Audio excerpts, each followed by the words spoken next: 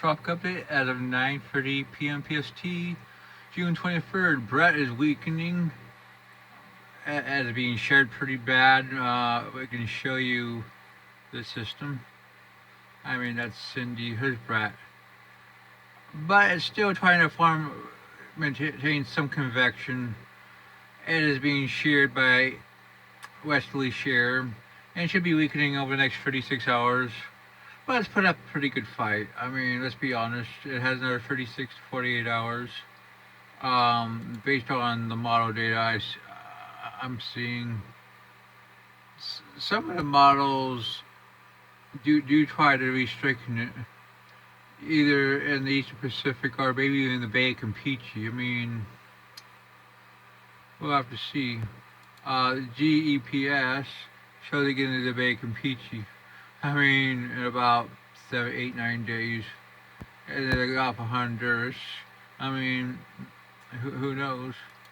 The hurricane models definitely show a Central America landfall. I wouldn't be surprised if it was still a depression in 72 hours for this landfall. So it's possible it's still having advisories. The thing is, it's put up a pretty good fight. It's expected to head westward, moving 16 knots at 270. So that's what we have for this system. Quite interesting, nonetheless, but it should weaken. Our next system is Cindy, which has some deconvection. Curb band of Bret has developed over the northern portion of the circulator. Unfortunately, no reaching microwave or sediment are available to assist the structure. So the wind was 45 knots. I see no reason to disagree with that. I mean, LSC is about right in here. It is under some shear. Let's see. Let's go back to the discussion. They're expected to head northwestward, and conditions may be favorable enough for some slight strengthening over the next 12 to 24 hours before it gets under higher lower shear. Let's look at the models.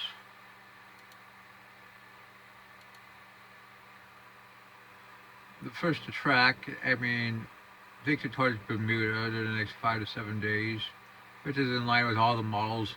The GFS enabler is actually re-strengthens it once it gets into the subtropics. Once it gets above the TUT, it re-strengthens this system into potentially a strong tropical storm or maybe even a hurricane is still in the cards. Pretty much all the models do track it generally towards Bermuda. We'll have to see how much it re-strengthens. Quite a few models re-strengthens it. Right now, I think it probably gets back to 50 knots in 4 to 5 days. After weakening down to about 40 knots. The Western Atlantic is quiet. Now we're going to go to Eastern Pacific. We're watching a system right here. And over the next 4 to 5 days, we're going to start seeing a potential tropical cyclone develop. AHC is saying it had a decent chance of being a 30-90, 90% during the next 7 days. Let's look at the GFS. Here's 96 hours. We got this system, and we got another system forming to the south, which has a much lower chance of development, only 20% on the GFS. Let's look at 120.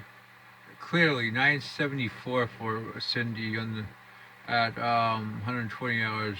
GFS operation has been pretty consistent with this, but we could have 2 strong tropical storms at 120 in the Eastern Pacific.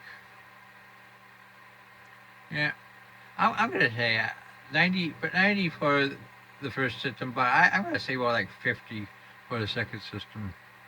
I just think its chance of development is pretty good.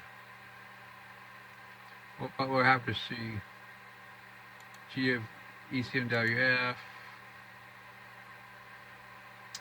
CMC. Let's go out to 144. Yeah.